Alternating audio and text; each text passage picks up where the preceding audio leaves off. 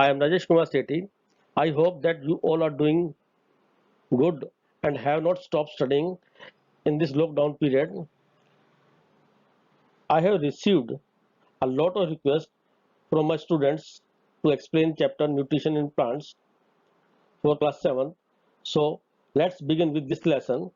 If you are new to this channel, then first click the subscribe button below.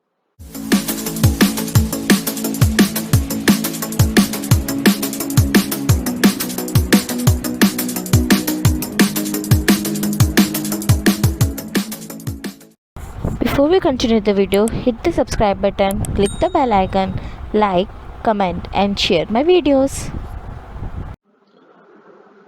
Topics included in this chapter are: what are nutrients, what is nutrition, modes of nutrition, how do plants prepare their own food, and photosynthesis. Now come on the first point, what are nutrients? इस अर्थ के ऊपर जितने भी animals और plants हैं उनको survive करने के लिए फूड की रिक्वायरमेंट होती है, और ये जो फूड है इसके कुछ कंपोनेंट होते हैं जिन्हें हम न्यूट्रिएंट कहते हैं। इसके नाम है carbohydrate, protein, fats, vitamin, mineral and water. अब बात करते हैं प्लांट्स की। प्लांट्स जो है अपना फूड खुद सिंथेसाइज करते हैं, खुद मैन्युफैक्चर करते हैं, जबकि ह्यूमन बीइंग और दूसरे प्लांट्स, दूसरे एनिमल्स जो है अपना फूड खुद मैन्युफैक्चर नहीं करते हैं। ये या तो प्लांट को ईट करते हैं या एनिमल को ईट करते हैं। अब बात आती है प्लांट्स की। प्लांट्स जो है या एनिमल्स, ये प्लांट्स या एनिमल जितने भी ऑर्गेनिज्म हैं, इनको जो है सर्वाइव करने के लिए जो न्यूट्रिएंट्स चाहिए होते हैं वो क्यों चाहिए होते हैं? वो जो न्यूट्रिएंट प्लांट्स को चाहिए वो उनको ग्रो करने के लिए चाहिए, एनर्जी ऑब्टेन करने के लिए चाहिए, अपनी जो लाइफ प्रोसेस है उनको कैरी आउट करने के लिए चाहिए, और जो बॉडी की जो मेंटेनेंस है या कोई पार्ट डैमेज होता है उसको रिपेयर करने के लिए चाहिए। Now the second topic is nutrition. Nutrition means कि फूड को इनटेक करना किसी भी ऑर्गेनिज्म के द्वारा और बॉडी में यूटिलाइज करना, किस प्रकार जो है ये फूड बॉडी के अंदर एब्जॉर्ब होता है। अब हम बात करते हैं प्लांट्स की बात करते हैं। प्लांट्स जो है जिस मोड ऑफ न्यूट्रिशन को यूज करते हैं उसके अंदर ये अपना फूड खुद मैन्युफैक्चर करते हैं वाटर, कार्बन डाइऑक्साइड और मिनरल के द्वारा। और ये mode of nutrition two types के हैं, autotrophic mode of nutrition and heterotrophic mode of nutrition. अब पहली बारी आती है ऑटोट्रॉफिक या autotroph. Auto means self, ट्रॉफ means nourishment. ये ऐसी प्रोसेस जिसमें कोई ऑर्गेनिज्म अपना फूड खुद मैन्युफैक्चर करता है उसे हम कहते हैं ऑटोट्रॉफिक मोड ऑफ न्यूट्रिशन। जैसे कि ग्रीन प्लांट्स जो है सिंपल सब्सटेंसेस से, जैसे carbon dioxide, water, minerals, sunlight और क्लोरोफिल की हेल्प से अपना फूड खुद मैन्युफैक्चर करते हैं, और इन्हें हम ऑटोट्रॉफ्स कहते हैं।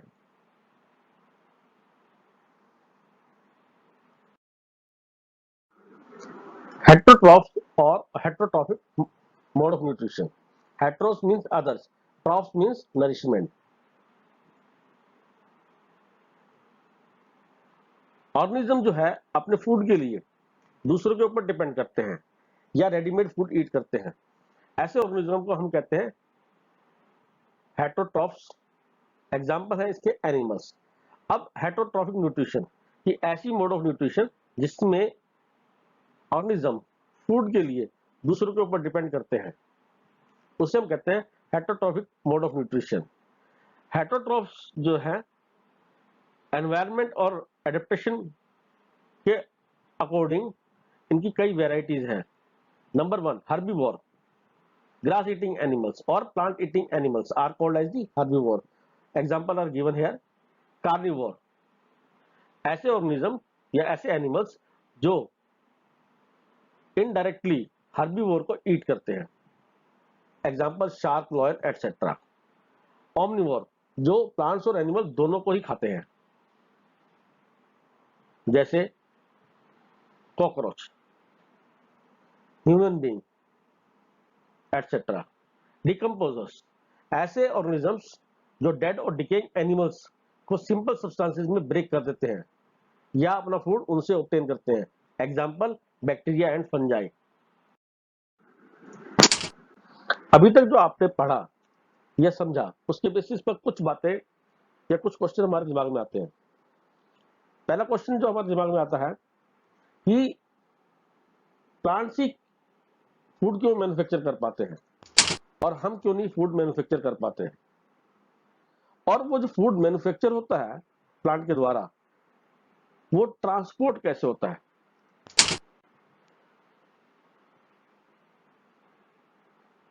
फूड जो है प्लांट के कुछ पार्ट के द्वारा ही मैन्युफैक्चर किया जाता है, सारे पार्ट्स प्लांट के फूड मैन्युफैक्चर क्यों नहीं कर पाते। और ये जो फूड जो है जो प्लांट मैन्युफैक्चर कर रहे हैं, उनके लिए रॉ मटेरियल, कच्चा माल, उन्हें सराउंडिंग से कैसे मिलता है।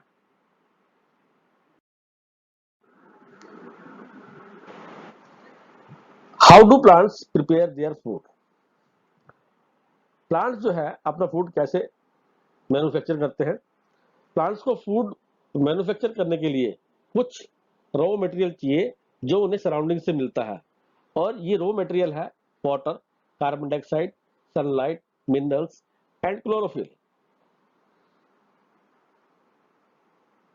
The process by which the plant make their own food from water, carbon dioxide in the presence of sunlight and chlorophyll is called as the photosynthesis। ये जो प्रोसेस है फोटोसिंथेसिस की, यहाँ आप देख रहे हैं कि जो ग्रीन लीफ है सन से सनलाइट लेती है, कार्बन डाइऑक्साइड और वाटर, कार्बन डाइऑक्साइड एनवायरनमेंट से, वाटर सोयल से लेती है और अपना फूड मैन्युफैक्चर करती है, और इस प्रोसेस को हम बोलते हैं फोटोसिंथेसिस। और इस प्रोसेस के अंदर ऑक्सीजन भी रिलीज होती है। थोड़ा और एक्सप्लेन करते हैं हम। यहां आप देखिए प्लांट्स जो है किस प्रकार कार्बन डाइऑक्साइड को एटमॉस्फेयर से या एनवायरनमेंट से लेते हैं। एक्चुअली प्लांट्स की लीव्स के अंदर छोटे छोटे छेद होते हैं, there are small pores in the leaves. जो स्मॉल पोर्स लीव्स के अंदर होते हैं उन्हें हम कहते हैं स्टोमेटा। और ये जो है गार्ड सेल के, ये जो है इनके चारों तरफ गार्ड सेल होती है, और इस प्रोसेस के अंदर जो बाई प्रोडक्ट बनती है वो होती है ऑक्सीजन, जो कि एनवायरनमेंट में इन स्टोमेटा के थ्रू रिलीज होती है, और वाटर और मिनरल रूट्स के द्वारा एब्जॉर्ब होता है, और ये ट्रांसपोर्ट होता है एक ट्यूब लाइक स्ट्रक्चर के द्वारा लीव्स के अंदर। उस ट्यूब लाइक स्ट्रक्चर को हम बोलते हैं जाइलम। अब बात आती है सनलाइट। सनलाइट का क्या काम है। Sunlight it is a form of energy, और जो ग्रीन पिगमेंट लीव के अंदर होता है ये इस एनर्जी को एब्जॉर्ब करता है और ट्रांसफॉर्म करता है केमिकल एनर्जी के अंदर in the form of food.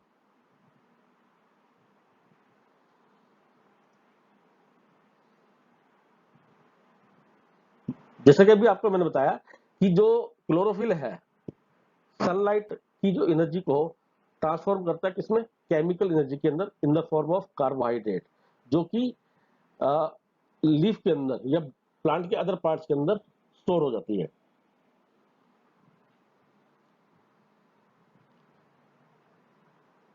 अब बात आती है कि ये जो फूड है, क्या प्लांट के जो फूड जो मैन्युफैक्चर किया लीफ ने, क्या किसी और प्लांट के किसी और पार्ट के द्वारा भी मैन्युफैक्चर किया जा सकता है। Yes, it can be manufactured. कि अगर हम डेजर्ट प्लांट को देखें, डेजर्ट प्लांट के अंदर जो लीव्स हैं वो स्पाइन के अंदर मॉडिफाई हो जाती हैं और स्टेम ग्रीन हो जाता है। तो यहाँ वहां जो है जो ग्रीन स्टेम है वो फोटोसिंथेसिस की प्रोसेस को कैरी आउट करता है, और जो लीव्स स्पाइन में रिड्यूस हो गई हैं वो रेट ऑफ ट्रांसपिरेशन को रिड्यूस करती हैं। Next point, cell. अब इन सारी बातों के अंदर जो बातें आ रही थी वो था सेल आ रहा था, मतलब कि ऐसा कौन सा पार्ट है प्लांट का जो सबसे ज्यादा पार्टिसिपेट करता है, वो पार्ट है सेल्स। जैसे आपने एक बिल्डिंग देखी, बिल्डिंग जो है किसकी बनी होती है, ब्रिक्स की बनी होती है। तो ब्रिक्स क्या हो गया, किसी भी बिल्डिंग का बेस हो गया, basic unit of building is the bricks. इसी प्रकार जो लिविंग ऑर्गेनिज्म है उनकी बेसिक जो यूनिट है वो है सेल। ये सेल जो है इतनी छोटी होती है जिनको हम नेकेड आई से देख नहीं सकते हैं, इनको देखने के लिए हमें स्पेशल डिवाइस चाहिए जिसे हम कहते हैं माइक्रोस्कोप। और इसके चारों तरफ, इस सेल के चारों तरफ एक बाउंड्री होती है, that is bounded by a membrane, that is bounded by a layer, that layer is called as the cell membrane. और इसके सेंटर के अंदर एक राउंडेड स्फेरिकल स्ट्रक्चर होता है, इसे बोलते हैं न्यूक्लियस। और न्यूक्लियस के अंदर जेली लाइक सब्सटेंस होता है, चिपचिपा पदार्थ होता है, जेली लाइक सब्सटेंस होता है जिसे हम बोलते हैं न्यूक्लियोप्लाज्म। और सेल के अंदर जो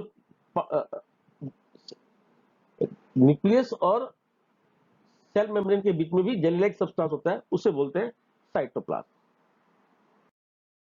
how the plant obtain carbon dioxide. अभी तक आपने फोटोसिंथेसिस के बारे में पढ़ा कि जिसमें कार्बन डाइऑक्साइड और वाटर चाहिए फोटोसिंथेसिस के लिए। ये किस प्रकार जो है प्लांट के द्वारा ऑब्टेन होता है। लीव्स के अंदर टाइनी पोर्स प्रेजेंट होते हैं जिसे हम स्टोमेटा कहते हैं, पहले बता चुका हूं मैं। और कार्बन डाइऑक्साइड इसके द्वारा एंटर करती है, और ये जो पोर है, इनको पोर जहां से एंटर करती है कार्बन डाइऑक्साइड उसे हम स्टोमेटल पोर कहते हैं। और ये इनके तो चारों तरफ जो है गार्ड सेल होती हैं। ओपनिंग और क्लोजिंग, ये खुलते कैसे बंद होते हैं, ये डिपेंड करता है गार्ड सेल के ऊपर।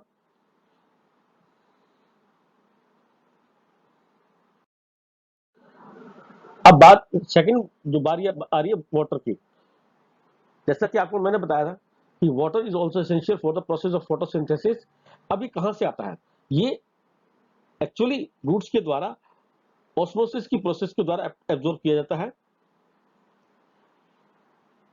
अब जो वाटर रूट के द्वारा एब्जॉर्ब होता है, लीव्स के पास कैसे पहुंचता है। रूट्स जो है डायरेक्टली एक चैनल के द्वारा कनेक्टेड होती है जिसे हम जाइलम बोलते हैं, जिससे वाटर और मिनरल्स जो है लीव्स के पास ट्रांसपोर्ट होते हैं। और सोयल से वाटर जो है, जो मिनरल्स सोयल में प्रेजेंट होते हैं, वो वाटर के द्वारा वाटर में मिक्सअप होते हैं और ट्रांसपोर्ट होते हैं।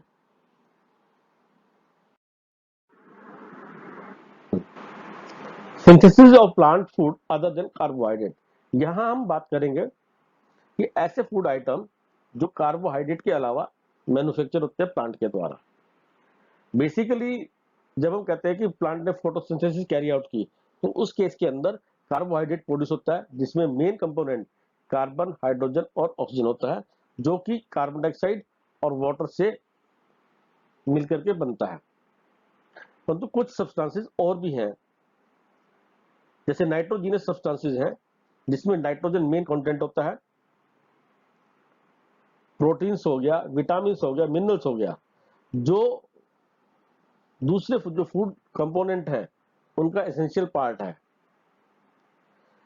और ये जो सेकंड सोर्स जो फूड है, जब जो मैंने अभी आपको बताया, ये हमें एक्चुअली सोयल से मिलता है। सोयल जो है प्लांट को मिनरल प्रोवाइड करती है, जैसे phosphorus, potassium, nitrogen, magnesium, sulphur. और ये जितने भी मैंने आपको मिनरल बताए हैं वाटर के अंदर डिजोल्व होते हैं और ट्रांसपोर्ट होते हैं लीव्स के अंदर। कैसे, और ये सोयल रूट्स कैसे एब्जॉर्ब करती है, रूट के अंदर रूट हेयर्स होते हैं जो इसे एब्जॉर्ब करते हैं और ट्रांसपोर्ट कर देते हैं। इसी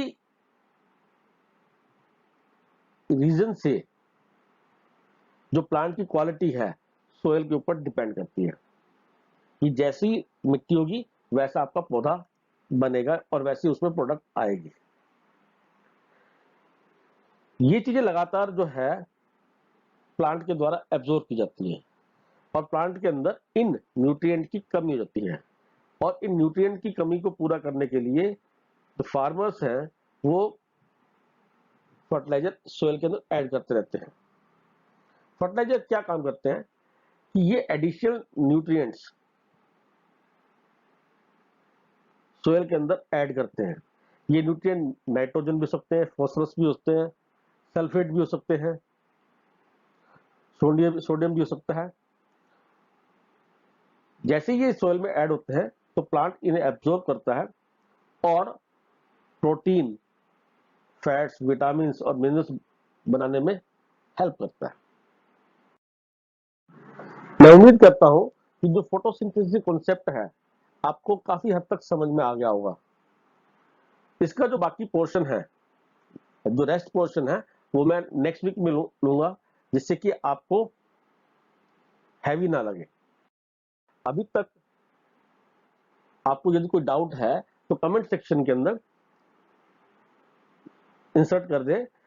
आपके आपकी डिफिकल्टी का मैं आपकी नेक्स्ट वीडियो में जवाब दूंगा। Thank you.